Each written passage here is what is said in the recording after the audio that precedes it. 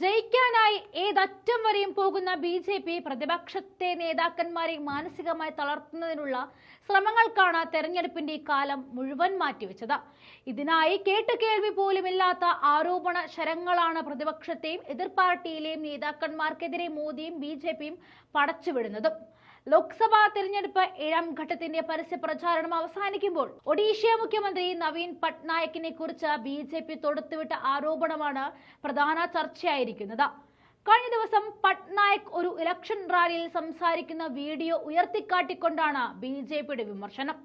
സംസാരത്തിനിടയിൽ കൈവിറയ്ക്കുന്ന നവീൻ പട്നായിക്കിന്റെ കൈകൾ ആളുകൾ കാണാത്ത തരത്തിൽ മാറ്റുന്ന ബി.ജെ.ഡി നേതാവ് വി.കെ. പാണ്ഡ്യനെയാണ് വീഡിയോയിൽ കാണാൻ സാധിക്കുന്നത്. നവീൻ പട്നായിക്കിന്റെ ആരോഗ്യം എങ്ങനെയും ഇത്ര ക്ഷയിച്ചു എന്നാണ് നരേന്ദ്രമോദിയും അമിത്ഷായും ഉൾപ്പെടെയുള്ള നേതാക്കൾ ചോദിക്കുന്നത്. അദ്ദേഹത്തിന്റെ ആരോഗ്യസ്ഥിതി വഷളാകുന്നു എന്നതിന് പിന്നിൽ വി.കെ. പാണ്ഡ്യനാണെന്ന വിമർശനവും ബി.ജെ.പി കേന്ദ്രങ്ങളിൽ നിന്നും വന്നിരുന്നു.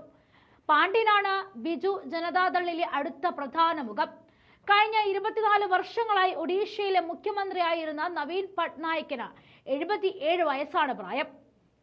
ഏറ്റവും കൂടുതൽ കാലം മുഖ്യമന്ത്രിയായ വ്യക്തി എന്ന റെക്കോർഡിലേക്ക് എത്താൻ നവീൻ പട്നായിക്കിന് ഇനി ഒരുപാട് കാലമൊന്നും ആവശ്യവുമില്ല.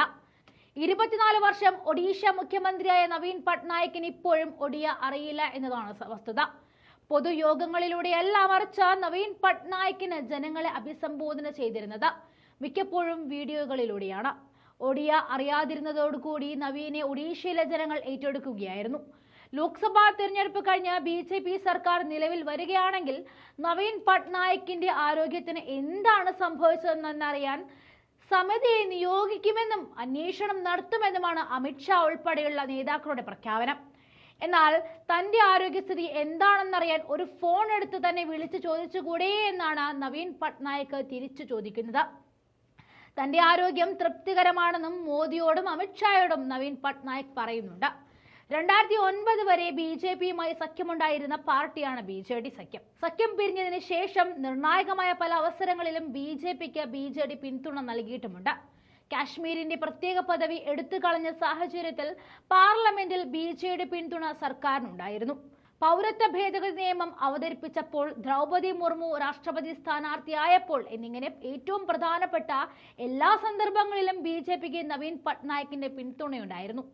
ഈ അന്തർധാരണയുടെ ഏറ്റവും പ്രധാനപ്പെട്ട ഉദാഹരണമായിരുന്നു കഴിഞ്ഞ നിയമസഭാ തെരഞ്ഞെടുപ്പ് കഴിഞ്ഞ പ്രതിപക്ഷ നേതാവായി പട്നായിക്കിനെ നിയമിക്കാൻ ബി.ജെ.പി തീരുമാനിച്ചത്.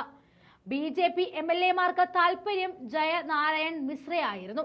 എന്നാൽ അതിന് വിപരീതമായി ബി.ജെ.പി നവീൻ പട്നായിക്കിന് വേണ്ടി പട്നായിക്കിനെ നിയമിക്കുകയായിരുന്നു എന്ന വിമർശനം ശക്തവുമായിരുന്നു. ഈ ലോക്സഭാ തെരഞ്ഞെടുപ്പോടുകൂടിയാണ് വീണ്ടും രണ്ട് പാർട്ടികളും അടിച്ചു പിരിഞ്ഞ രണ്ട് വഴിക്കായതെന്നും കാണാം.